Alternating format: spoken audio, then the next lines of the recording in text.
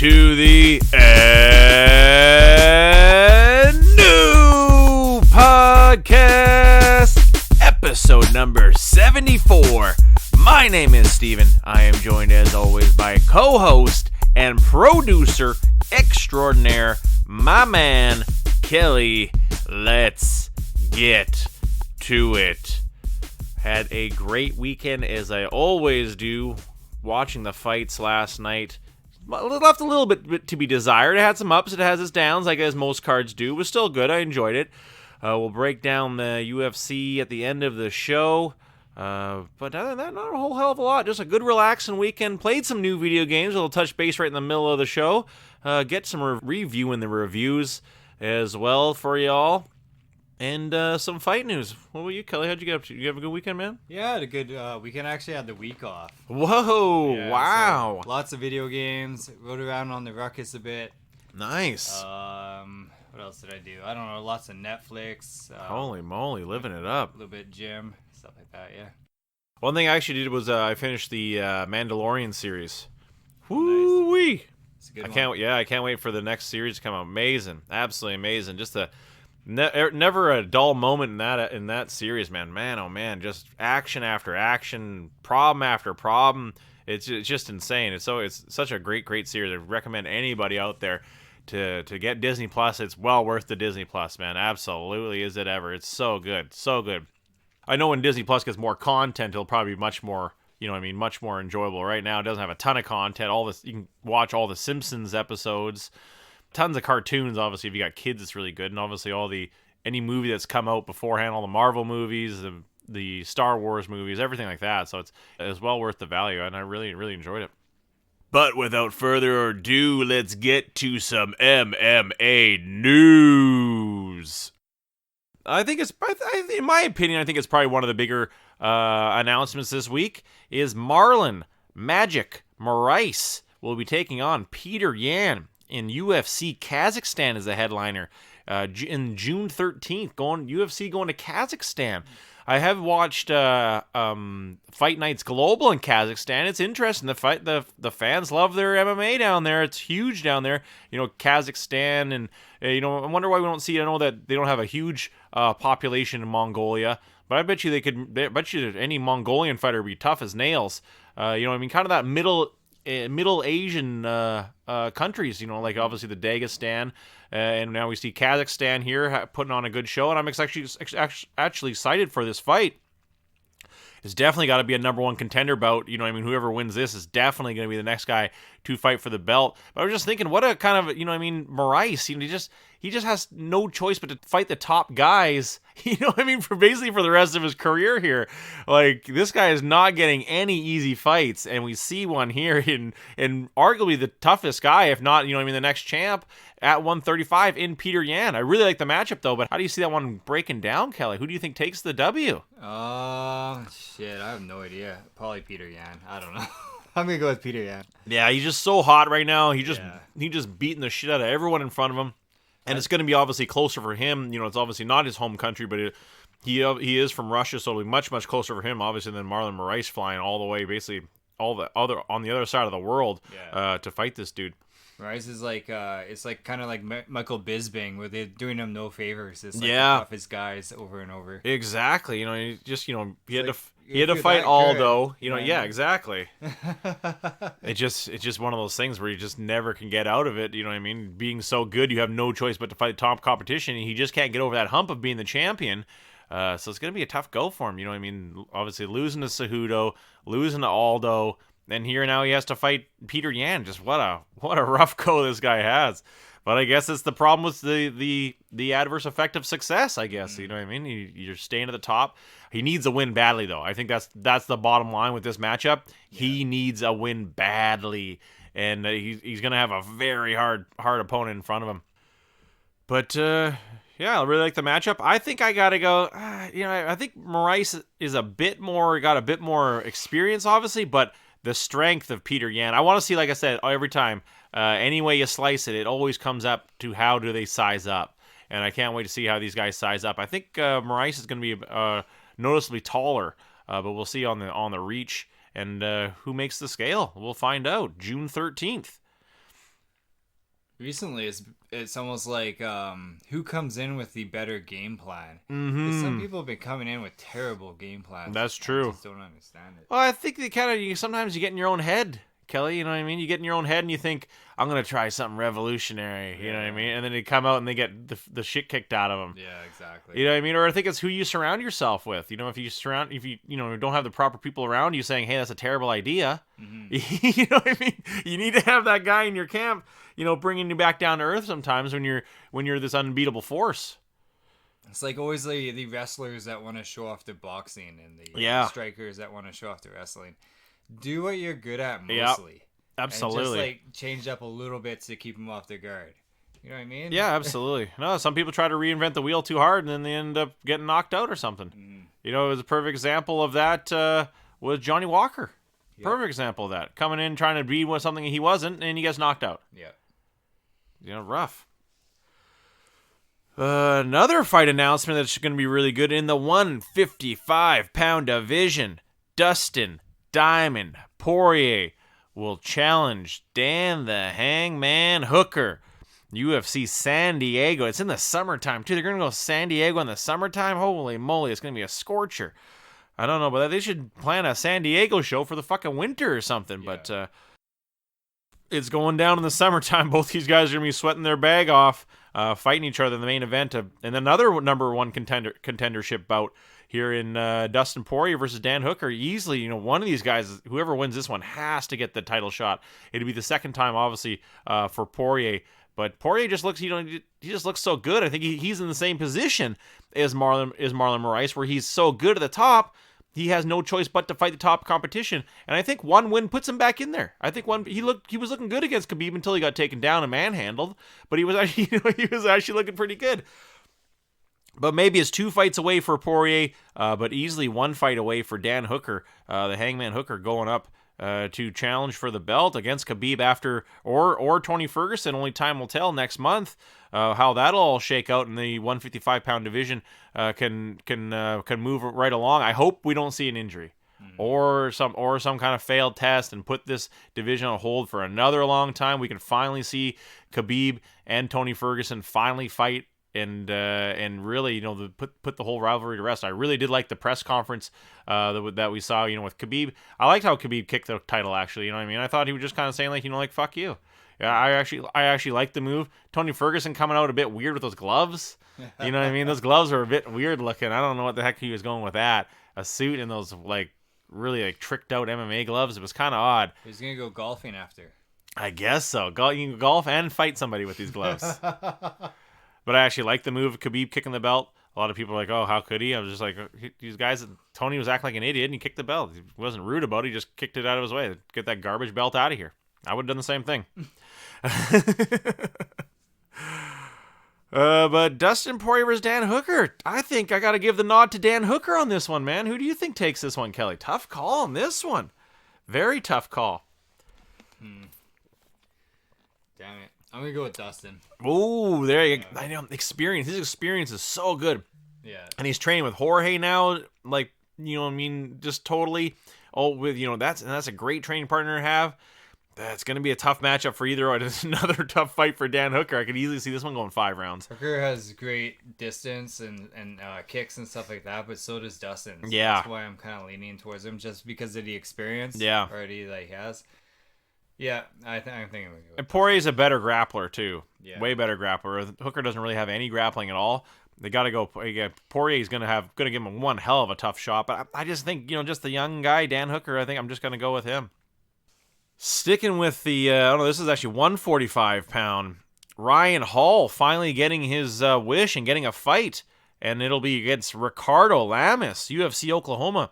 Good. Hats off to Ricardo Lamas. You know, the dude's been knocked out a bunch of times and really hasn't had, had any traction. Was basically about to retire, if anything. And here he gets a chance against Ryan Hall, who Ryan Hall came out earlier this week, Kelly, and was saying, here's a list of people who have turned fighting me down.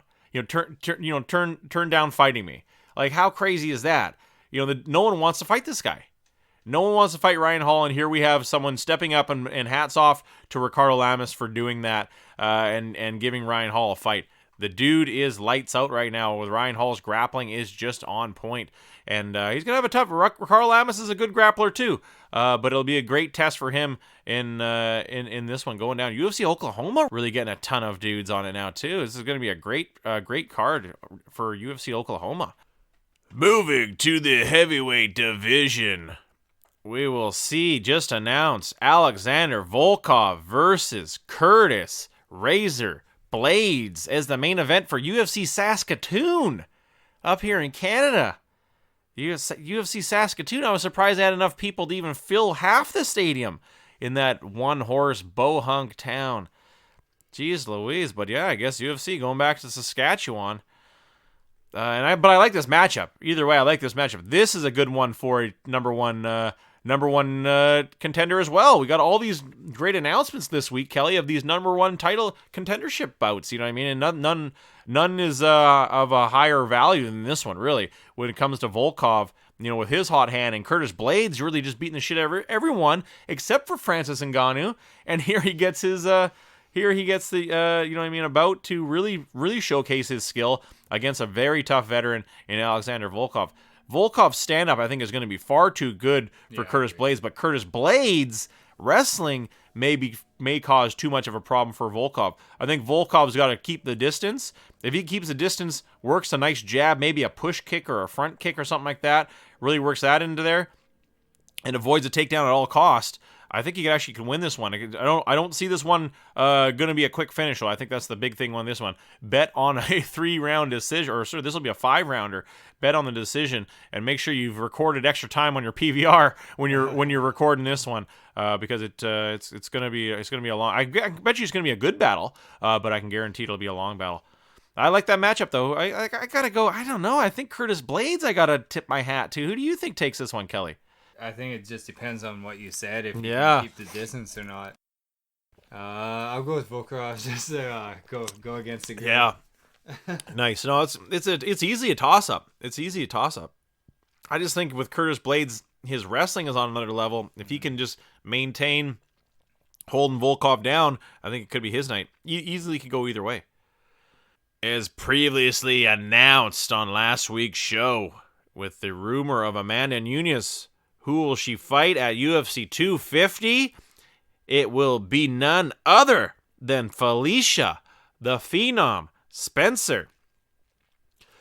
Too soon. I think it's too soon for her. I know we talked about it earlier in the week, Kelly. I think this is a bad move for her. Bad move. She needs another fight at least before she challenges for the belt. Do you want it? Can you say no to when Dana pulls up to your house and says, "Hey, we got a title fight for you"? Do you want it? You know what I mean? I think it's just tough. I think it's super, super tough to say no to something like that, because I think you got to give, who knows when that opportunity may come again.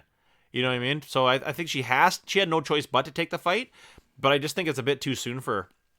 Honestly, I think not only does she need a little bit more time, I think she needs a strength and conditioning coach and a nutritionist too. Yeah. Like everything. She needs to get herself in peak condition. I agree. Amanda Nunes. I think she's gonna just get fucking destroyed. I agree too. I totally hear what you're saying too. Where her grappling is her best spot, but she just the muscle definition. Everyone's built differently, but she doesn't look jacked like the other women in the division. And like I said, everyone's different. And I'm not trying to body shame or anything like that. I'm just saying she obviously could use a bit more muscle. She has small shoulders. That's what I was noticing, and that's pretty important in MMA. Yeah, big time.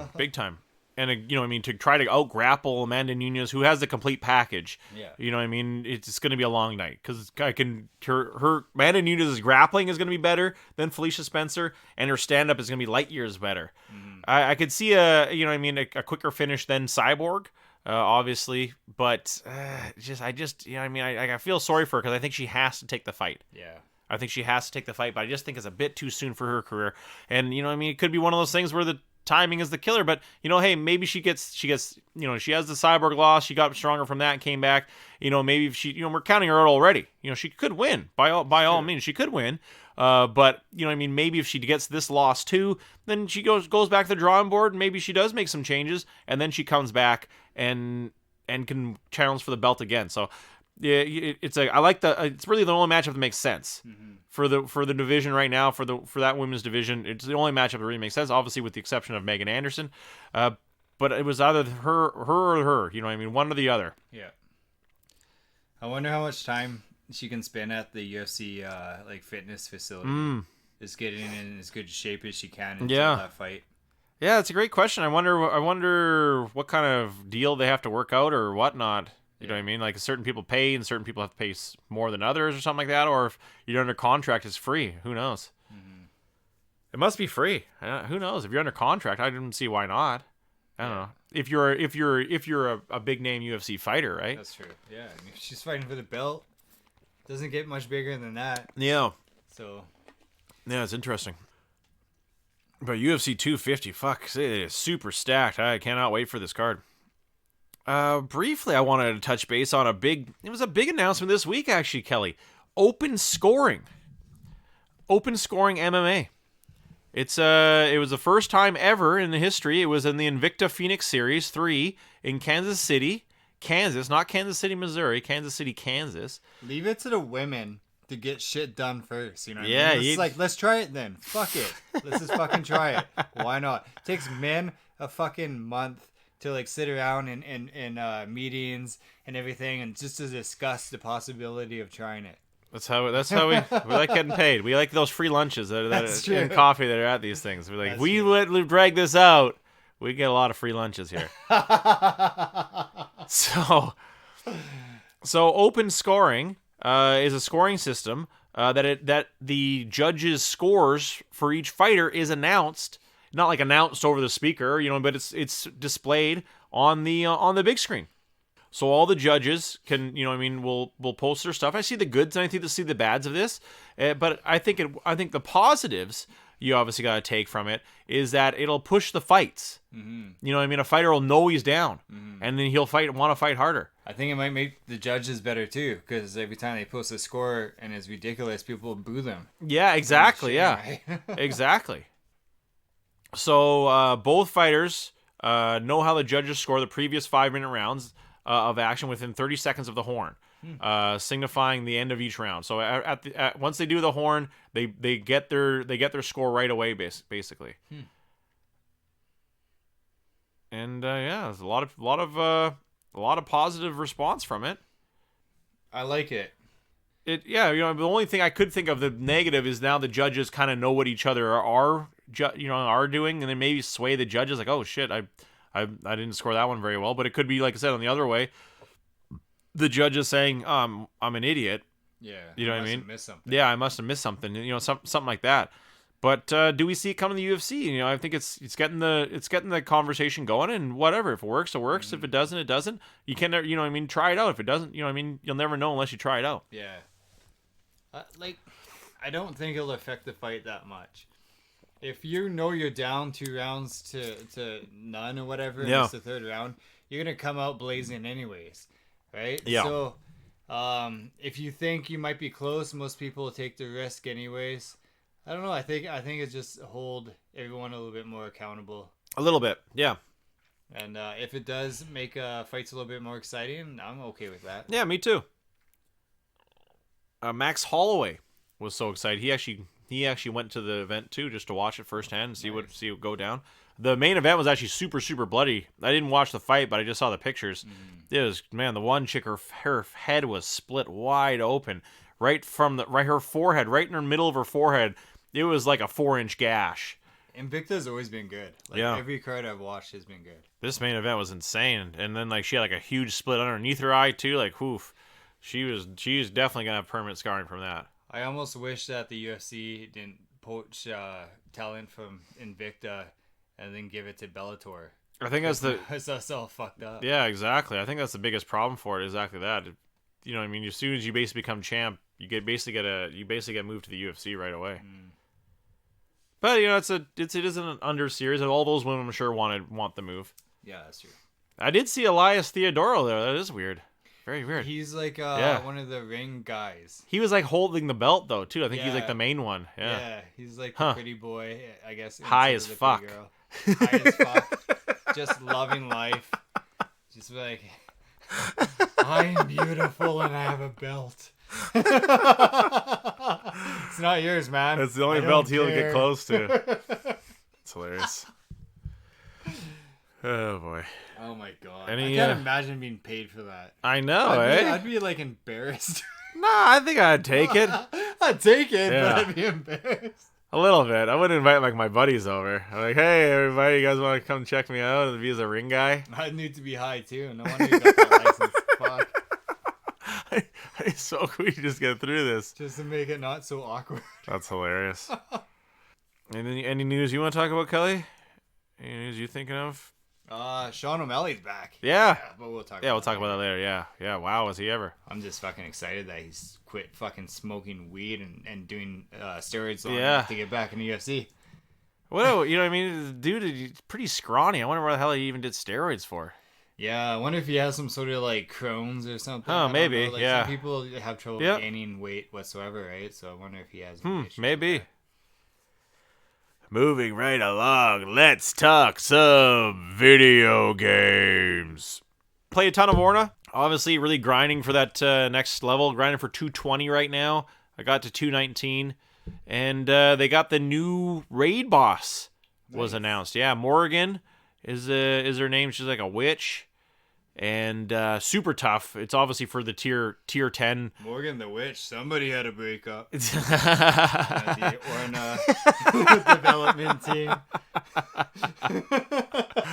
He's like, I'm gonna get back at this. If we're gonna get back at this chick, it's the Morrigan. So she's like super tough. It's like I said, it's made for tier 10 guys. I can still do a little bit of damage, but it's really not worth it right now. So just been grinding Apollyon. But the biggest announcement, though, is they have released the tier 10 classes have now been released. Yeah, so it's a lot of people are changing classes.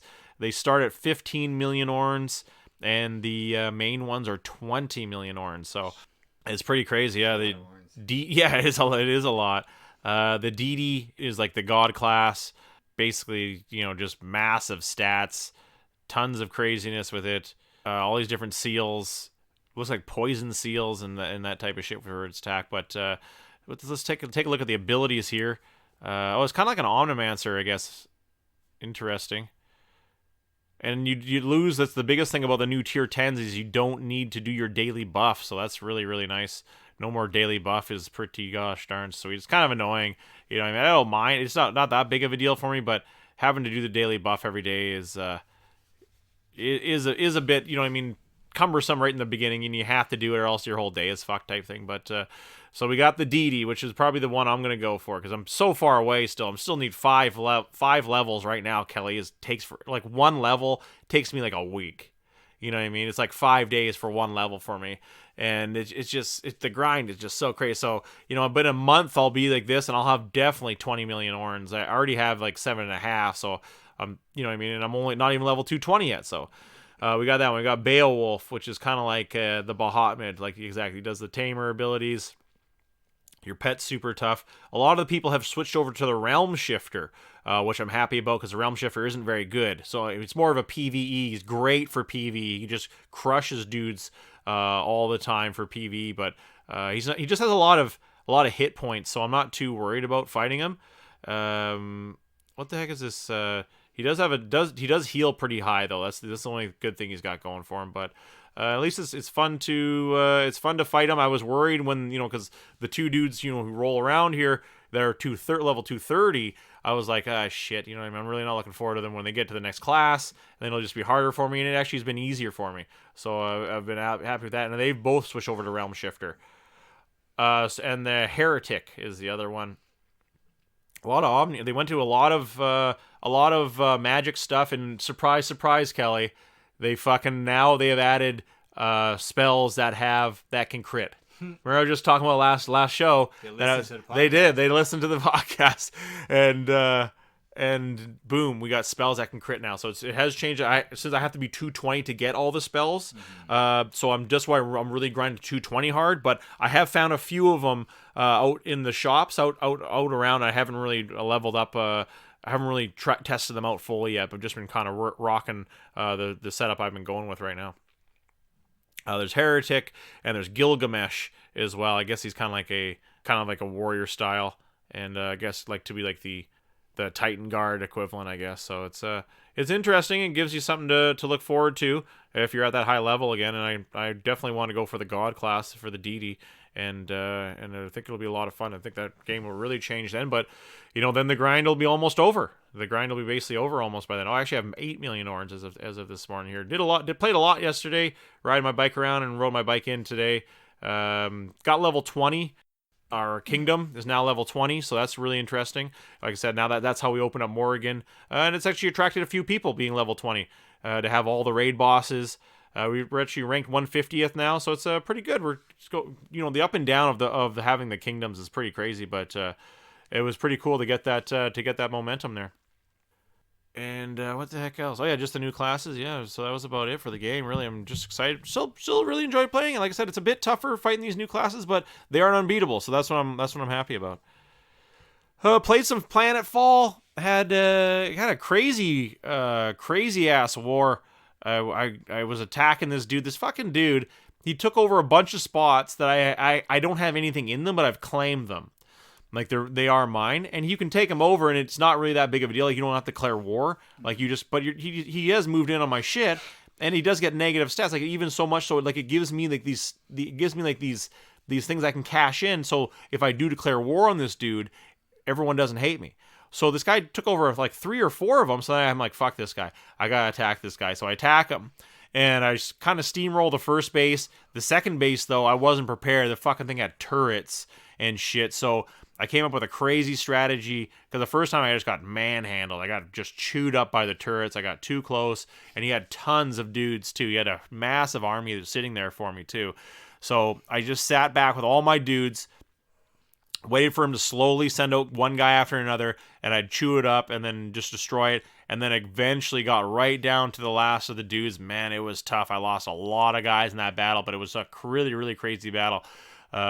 Took that spot over, and kind of was the shitty thing was I didn't want to steamroll the guy too bad. I had tons of troops down there, so I was kind of distributing my troops around, and then this guy eventually amassed a huge, massive army in the fog of battle, and then just steamrolled because I had sent out these huge, because I did have a ton of guys there, but just the way he had attacked me with his massive army, he could pick off just half of my big group. So since he picked up half of my big group, gone to half of the other big group, it was over. I'm just trying to bribe the guy to not want to be at war with me again.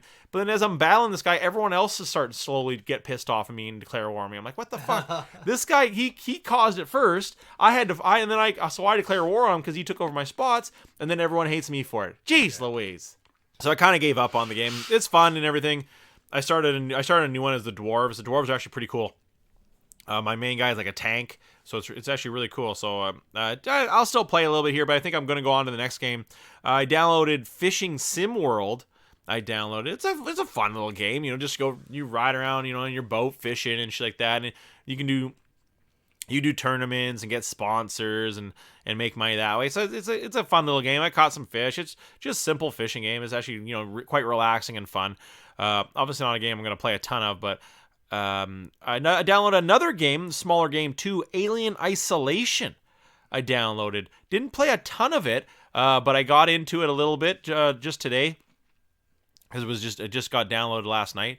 And it's interesting, like a survival game. I'm still kind of in the beginning, just figuring out what's going on, really. So basically, you go to this port because they had a distress signal, and everything seems fine, but you try to hail them to dock, and they don't answer you. So you create this bridge, this like a rope bridge from your ship into there. And of course, there's a big explosion goes off, and the rope gets cut, and you just barely make it to the door, but you don't know what happened to your buddies. So I'm just kind of searching around, powering this place up. I think I'm eventually going to get to somewhere where I can kind of do like an open world thing where I build stuff and shit like that. But it's kind of interesting. I haven't seen an Alien. It's got a lot. I can tell it's going to be like one of those horror games, Kelly, like jump scares and shit like that. But I figured I'd give it a shot, download something a little bit different. It was like 24 gigs too, so I thought I would download something different and play it out and try it out. It's seems interesting. It doesn't. I'm not bored by it, even though I haven't really done much yet. But it seems kind of cool. It seemed like a bit of a treasure hunting. I'm sure there's going to be, a bit spooky shit. Kind of like the fishing game, the Big Deep or something. I can't remember what the fuck it was called. But it was like that, where you get super far down and shit scares you all the fucking time. So it's kind of cool like that. But yeah, other than that, I'm excited to play these other games, see how they go out. How about you, Kelly? What do you got for Apex for us this week, my man? Hi. So this week on Apex Legends, they have like a new event happening where you can play like these different game modes. It's kind of like last time. Oh, cool. And you get points and you can unlock things on their little, I don't know. It's like, I don't even remember the names for it. But so right now they have a game mode called Deja Vu. And it's basically the loot is in the same place every single time on the map. Okay. So a lot of people drop in the same place, and Right. it's kind of a clusterfuck. And I like to drop on the outside of the map. I'll get like worse gear, but who cares? And then I'll just like kill people for better gear. Yeah. Working my way in. Usually it works better than dropping and not having a gun with 50 people running around. It just doesn't work so well. Even if you're really good, it doesn't matter. Of course. So yeah, they have their new event. Few new skins. Nothing major to talk about. But yeah, that's the first little event thing, the little game mode, Deja Vu. Nice. So this week I decided to talk about Bloodhound. Oh, cool. Bloodhound. Nice. Yes. They kind of buffed him recently. So, Really?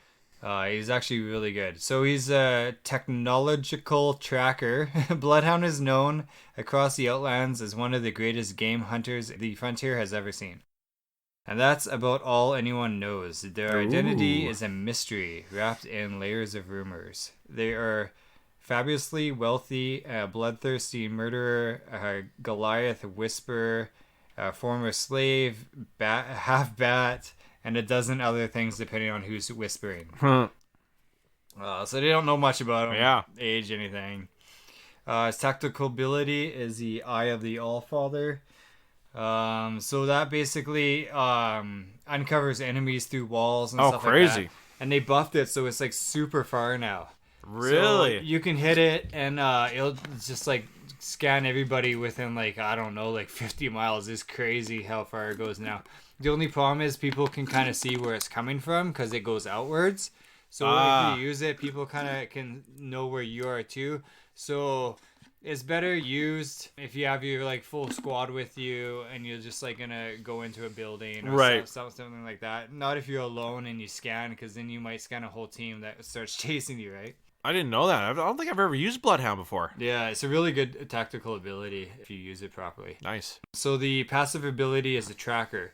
So basically, when you get close to, I don't know, like a door or something like that, or even like somewhere where somebody was at just like minutes before, it'll like leave a little mark saying that they were there before. Oh, crazy. And you can warn your teammates by pushing down on the D-pad, and it'll let them know that someone was there.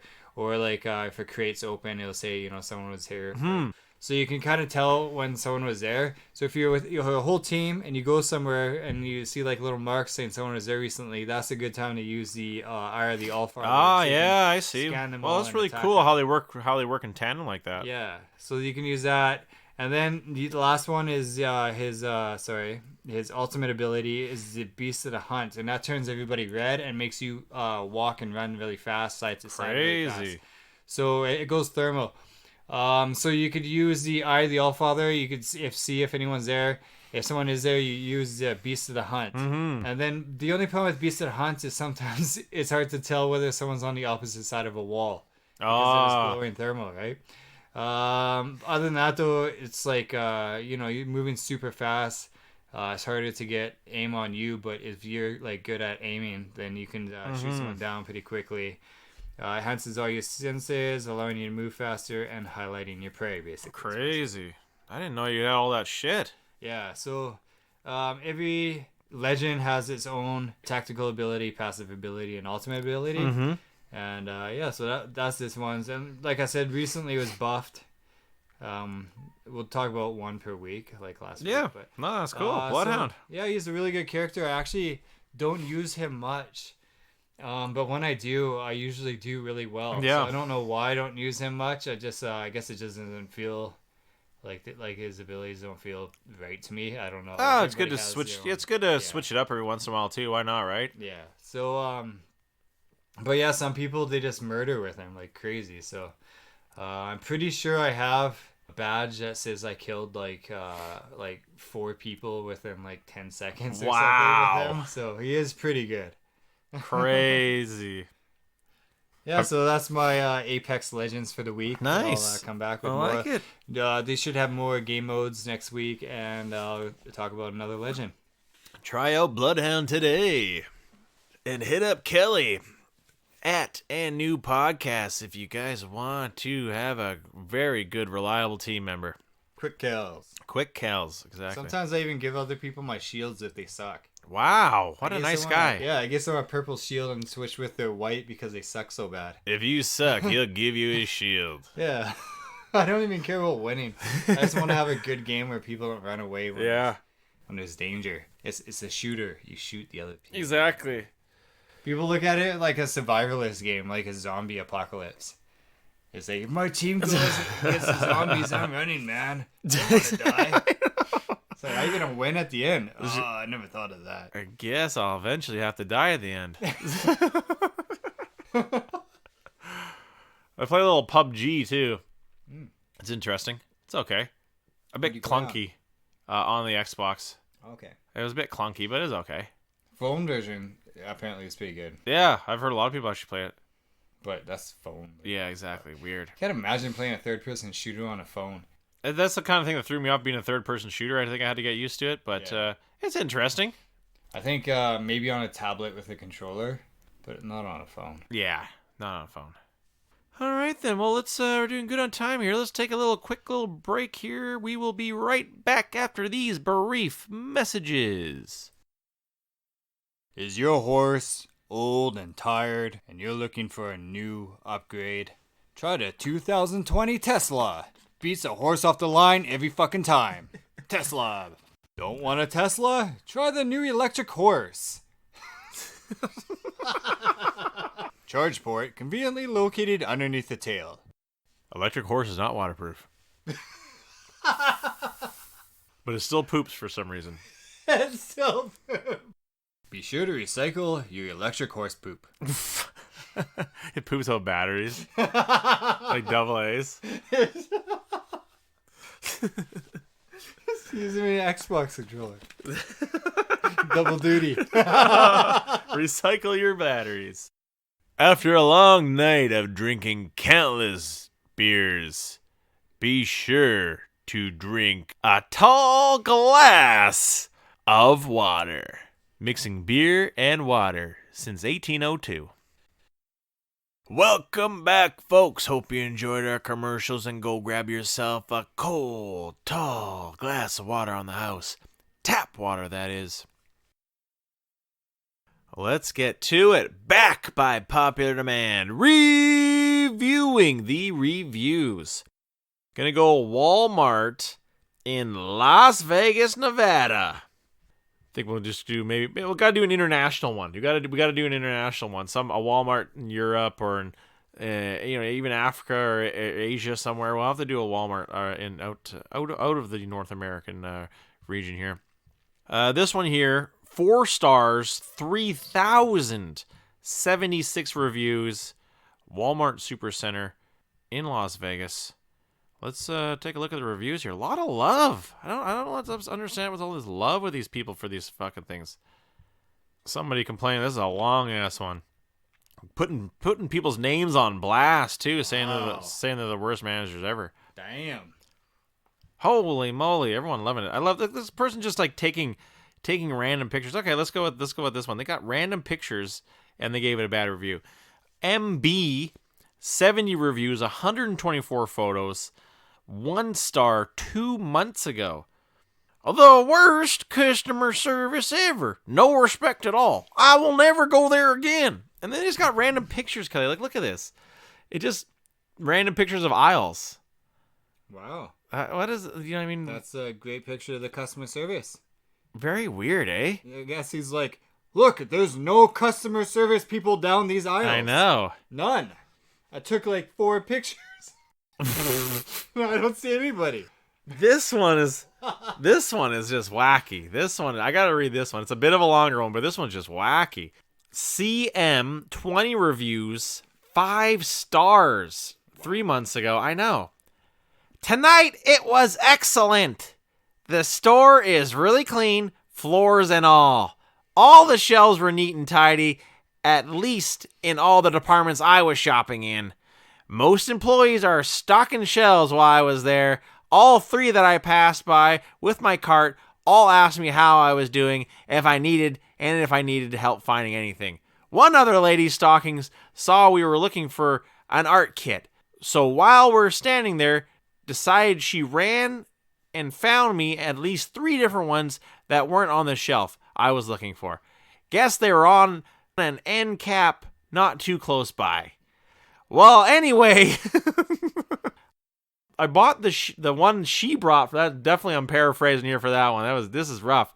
I bought the one she brought for me at the self-checkout, and it was an absolute breeze! Exclamation point. This person's easily amused and just broke out of the fucking nut house. This person's straight psychotic. I was thinking that's a great review by middle management. One of the fakest reviews I ever read. Just to comment on the floors being clean. Yeah. Weird. And some employee saw you and ran to get you shit. Yeah, ran. At Walmart. Yeah, never happened in any Walmart ever. That's the biggest joke ever. No one other employee's ever gonna help you at Walmart. No, they're too busy making TikTok videos in the aisles. Yeah, exactly. That's what I'd be doing. Why not? Or I'd be eating chips. Chips. In the break room. I'm like, this bag fell. That's so eating them. Somebody open this bag. I guess I better eat it. It's just me. So you knock it shit over. Yeah, then I can eat it. I'll make sure the floor is clean. I'll clean the floor, and then I'll knock some stuff over into the floor, and then I'll eat it. There you go. You guys can take that one to the bank. Oh shit! Oh boy, these people are so weird. So weird. Why would anybody comment on that? Just say this guy is saying when we went in there, me and my wife had a game plan to concentrate on viewing both men and women's clothing in a variety of styles. At Walmart. What? You did what? This is an interesting one here. AV 135 reviews, 3 stars a month ago. I don't love shopping here, and now they have pretty much eliminated the grocery clerks, so you have to scan and bag your own groceries. Lame. How do you think they keep the prices down? Exactly. 3 stars though. You still gave him. You said lame, yeah. And he says I don't love shopping here. That's Strange. kind of weird. Strange. Like you can shop anywhere, but you choose to shop there because it's cheap as fuck. Yeah, exactly. And then you complain when they make you do stuff yourself, like put things together, like that other lady. Why say I don't love shopping here though? Yeah, that's a weird phrase. I don't like shopping here. Yeah. Weird. So he likes it. Yeah, I don't love. Yeah, I don't love it, but I like it. Very odd. This is a good one here. DG, 24 reviews, 9 photos, 1 star, 4 months ago. This location doesn't care about their customers. The Auto Care Center. Okay. They open at 7 a.m. However, there's usually a line, so getting here early is recommended. This morning, we got here at 6:47 a.m., and we were the 4th car. But they didn't even come out to the car to talk to us until 7:36. Do yourself a favor and don't come to this location. Okay, when does Walmart open? Like 7? Yeah. So they're probably sitting there, and they probably have to go through, he said he was a 4th? 4th person. So you have to go through 3 people first, Yeah. like 10 minutes per person. Yeah. That makes sense to me. That makes total sense to me, yeah. That makes total sense to me. You had, you know what I mean? You were the 4th vehicle in line. It's not a customer you were dealing with. You're a vehicle. Yeah. Yeah, exactly. You know what I mean? Man, this guy's got problems. It's hilarious. Then don't go to, like I said, don't go to Walmart. Yeah. Not only that, but most dealerships take a long time. Yeah, they take way longer, especially if you're taking it to the dealership. Yeah. You better leave it there all fucking day, and they may get to it. Yeah, they shuttle you to the mall or back home or something. Whatever. Like they don't Exactly. even stay there. No, because it's going to be all day. Good one, though. That guy did not like that. I think that's very timely. It's almost a good review. Yeah, it kind of is. I know. 10 minutes per person? Don't Fuck. go here. They're super quick. That's probably why they're busy. I'd hate to see this guy go into a restaurant. Oh, fuck, man. I'm sure he's reviewed other places. We didn't get served until 15 minutes after arriving. What were they doing? Butchering the cow themselves? I expect to have the meat on the plate and on the table when I sit down. Found the single review here though. Love this one here. RS 1 review, 1 star, 1 month ago. Store very unkempt. Personnel unfriendly. Shopping carts raggedy and dirty. Too many workers gabbing instead of helping customers in a timely manner. Exactly. That's what I expected from the other review. Yeah, exactly. 1 star only because bathroom floor appeared clean. Listen here, bud. I gotta fill you in. You can only leave a 1 star review. So he's thinking I'm doing them a favor. I love this review. I'm doing them a favor by giving them 1 star because the bathroom was clean. Yeah. And it appeared clean. I know. I love this. I'm just gonna be. I'll go easy on them because the bathroom floor was clean. What the hell are you doing in the bathroom there too? I avoid those bathrooms at all cost. Yeah. You know what I mean? I avoid them absolutely at all cost. But this guy expects these minimum wage Walmart workers to be running across the store to grab, what was it, kits? Art kits? Yeah. Like bullshit, man. Yeah, bullshit. Exactly. They're definitely gabbing. Like you said, making TikTok videos. That's exactly what they're doing. As they should be. As they should be, of course. Pay your workers more. Wow, this guy's got 977 reviews and 4,000 photos. Holy shit. Talk about a psycho. Here we go. Ending on a good one here. JH, 63 reviews, 12 photos, 1 star, a month ago. Too many people at Walmart, as always, and twice I've been here because the app says item is in stock and it's sold out. I give up on Walmart. That was no periods. Can you actually check store stock online? I don't think so. Or is it just like online stock? I think it's probably just online stock. Yeah, exactly. It was like Walmart.com. Oh, it's in stock. Idiot. There was not a single period in that whole thing. Yeah.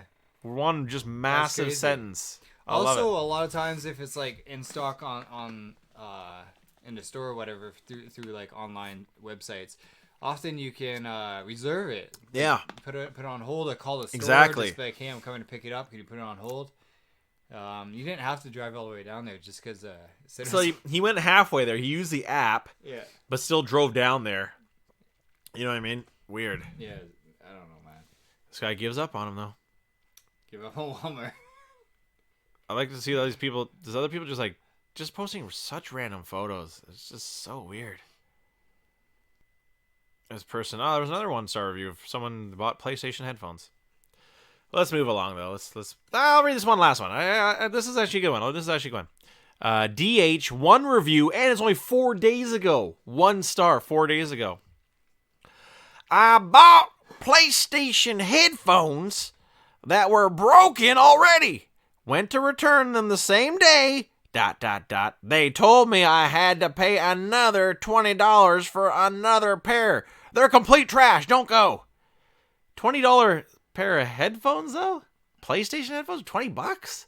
That is weird. Where the hell are you getting that cheap of a pair of headphones? And what was broken? Yeah, exactly. It didn't say what was broken. I didn't have a PlayStation. That was the problem. Weird. I like it though. Walmart, getting it done. Walmart Las Vegas. Really well done. Keep it up, Walmart. If you ever buy like an Xbox controller, I would always suggest getting it. If you do get it at Walmart, getting the 2-year warranty. It's like $6. Wow. And fucking, if you have kids, you're gonna go through a lot of Xbox controllers. I just get it. Oh yeah, my left bumper on the one I have a few other controllers, but the one I like to use, the left bumper is kind of jacked up a little bit. I wouldn't mind a new one. Yeah, especially when you have teenagers. Yeah, big time. throwing them, Fuck, rage man, yeah. quitting. No, you need that cheap ass warranty. It's good to have. Yeah. That's that one time where the warranty's worth it. Like in most things, fuck it. It's going to be either fine or whatever. I never get like the scratch proof warranty on the games. I Yeah, never get that me neither. anymore. Well, the Games thing are kind of is- obsolete now too anyways. Yeah, but the thing with Blu-rays too is they're pretty like super scratch resistant. Like the DVDs scratch up easy. You put it fucking on a chair or something, it scratches up for some reason. The DVDs, I've showed my kids where like I can take a pair of keys and just like run it lightly over it and nothing happens. Absolutely nothing. Huh.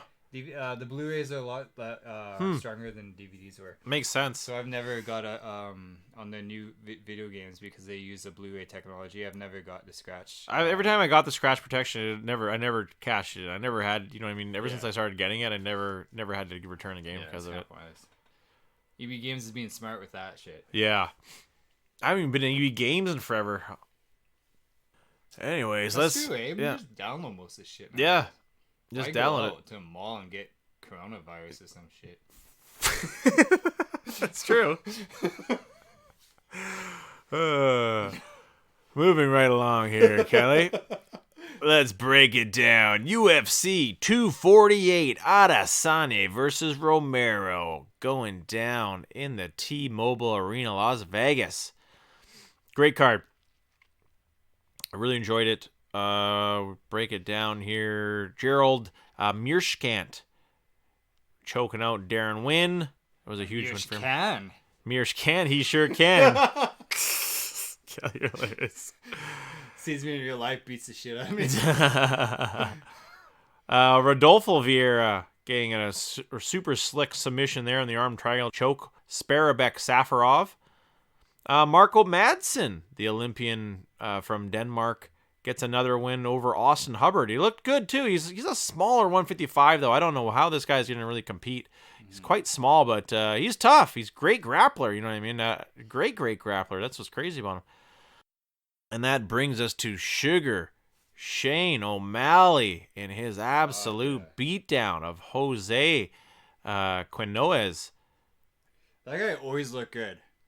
Like, I think he's 11-0 now. Yeah. And he's just destroying everybody he fights. He looked amazing in that fight. I'm so glad he's back, man. He looked amazing in that. Just absolutely crushed him. His striking's on another level, and he hits so goddamn hard too. Yeah. Not only is his striking super crisp, man. That one kick was blocked, but it looked like that block kick really rocked him.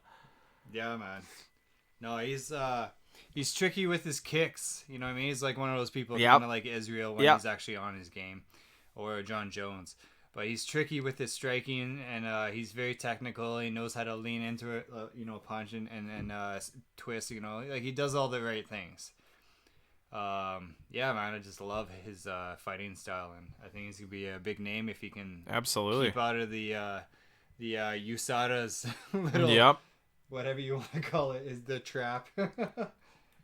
What does he weigh? 135 too? Yeah, he's small. Holy shit, he's 5'11 and 135. That's pretty fucking big. Yeah, well, he's tall, but he's skinny. Yeah, of course. That's crazy. I didn't know he was 135. I thought he was 145 for some reason, but now he's 135. Dude, he's huge for 135. Absolutely massive. That's crazy. Yeah, huge win for him. Huge comeback fight for him after a 2-year layoff. You know what I mean? Coming back and beating a real tough dude too. I really like that. I really like that win. Alex Oliveira, Cowboy, the Brazilian Cowboy, getting a real big win over Max Griffin. That was a really good back and forth fight. Really, really good back and forth fight. It just was kind of annoying. As most of these big cards do. The main card is filled with decisions. You know what I mean? And that's what we saw at the beginning here. But it was actually a really good fight. That Alex Oliveira versus Matt Griffin was really, really back and forth. It was with, Oliveira getting the better of most of the exchanges. You can get that mount in the third round, really solidified his win. But it was actually a good fight. Neil Magny, just an absolute beatdown over Jinglang Li. Huge win for Neil Magny to get back in the winning ways as well. Another great 170 fighter. Huge. Another dude who's just absolutely massive for 170.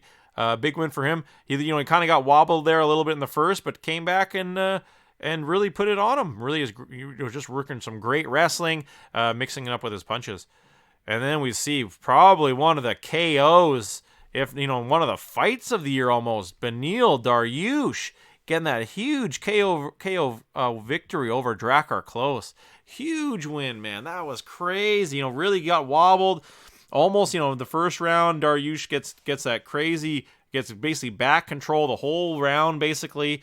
Can't close off the choke, though.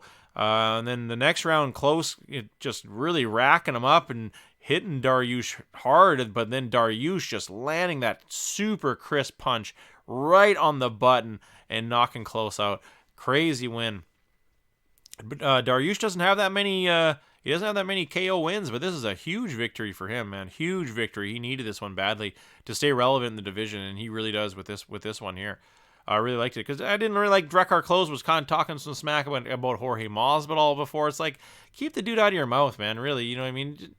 Just go about your own business. Don't start talking smack just because someone asked you about it. You know what I mean? I would have just moved on. Jorge Masvidal is a legend right now, and this guy's just trying to make himself get a name. And that brings us to the co-main event of the evening: Weili Zhang versus Joanna Jędrzejczyk. Crazy fight. That was a fuck. Were they ever throwing leather, Kelly? I wonder what the actual final strike count was. It must have been insane. So that's fight of the year. I doubt anything beats it. Yeah, I can agree with you. 5 rounds of absolute action. They didn't slow down 1 second. They were just constantly trading to. Zhang would get a good combo, and then Joanna. I think it was the end of the third where Joanna had that. She really beat the shit out of her at the end of the third. And had Zhang kind of wobbled where her corner had to come over and pick her up and take her to the corner. Yeah. You know what I mean? So that was a really cool little Joanna, but it came down once again to the 5th round, and Zhang found another gear and really put it on. Joanna was obviously, her head came out when she came out from the 4th round, from the end of the 4th into the 5th. That hematoma on her head started swelling, and there's no way getting one punch to that huge spot. Like, her whole forehead was fucked. Yeah, man, she was looking like that Martian from American Dad. Yeah, Roger. Yeah. It was super swollen, and it was only getting more and more swollen as after the fight and went on. Just edged out, loses a split decision. We haven't seen anyone take Weili Zhang or even take a shot from Zhang. And Joanna was looking just really, really good, but eventually Zhang caught up to her and landed some really great blows of her own. Obviously, her nose was busted up. Both their faces looked absolutely like they'd been in a war. And it was a really great matchup, a really, really good matchup. And hats off to both of them. And great for Zhang to be able to fight basically the toughest woman in her weight class, really, in Joanna, and get the win. At the end of the day, her arm got raised. And I'm not saying it was a bad call at all. It was a very close decision. And I think obviously Zhang winning that 5th round was a deciding factor. I think the division needs Rose. Yeah, it definitely does. She's going to be fighting soon, too. And I think she actually turned down the Weili Zhang bout. That's what a lot of people were saying this week, was that she actually was offered it but turned it down. Yeah, her reason was she didn't know if she wanted to keep fighting. So that's fair enough, man. You need to train hard for Weili Zhang. Yeah. And yeah. No, and you want to give it your all, especially if you're going to go for the title shot. Yeah. Otherwise, you're just going to get destroyed. Yeah. And what's the point of that? Yeah. No, I liked it, though.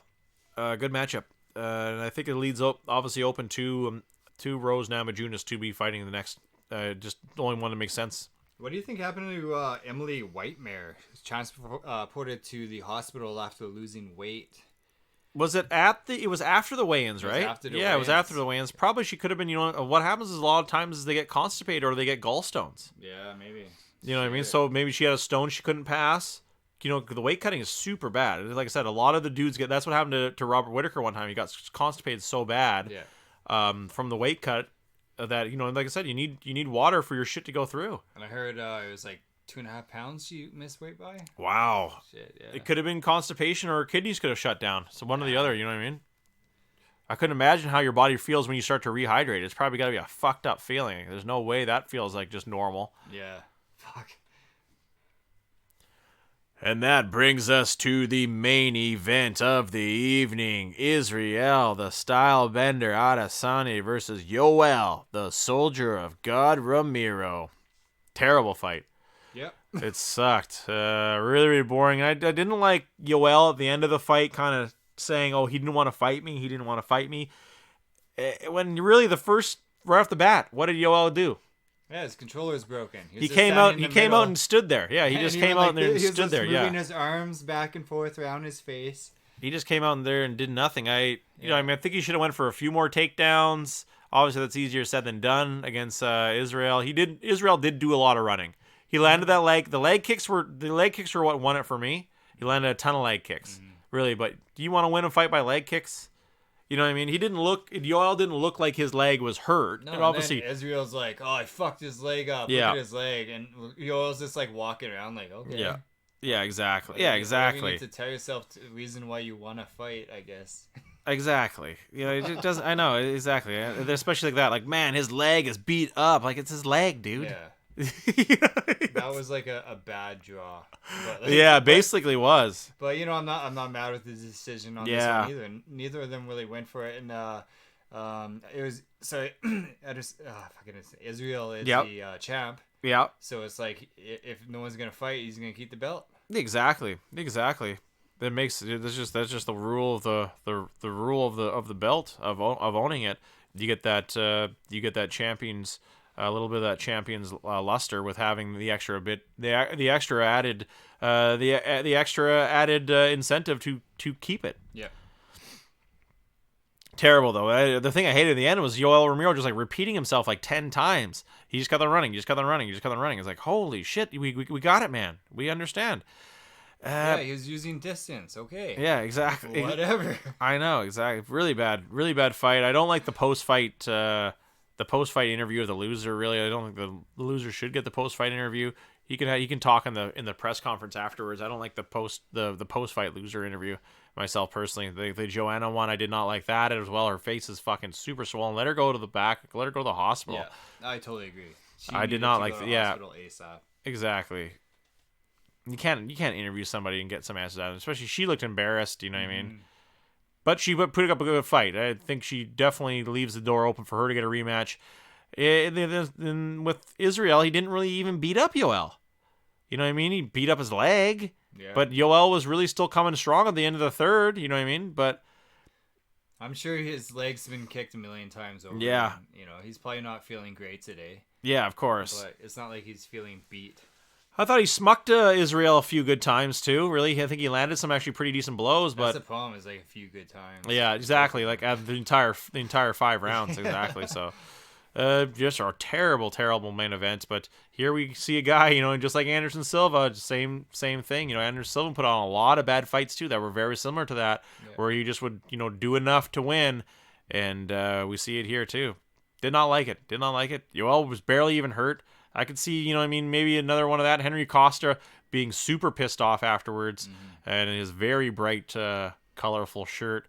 But for Izzy, it was like a good way to, extend the longevity of his career. You know what I mean? Yeah. Not taking a punishment. Where Yoel Romero, that was his opportunity for a title shot. He's 42, was it? 42, yeah. Yeah, he needed to take risks where Israel didn't. Yeah. And that's the difference in the whole fight. I agree. I totally agree.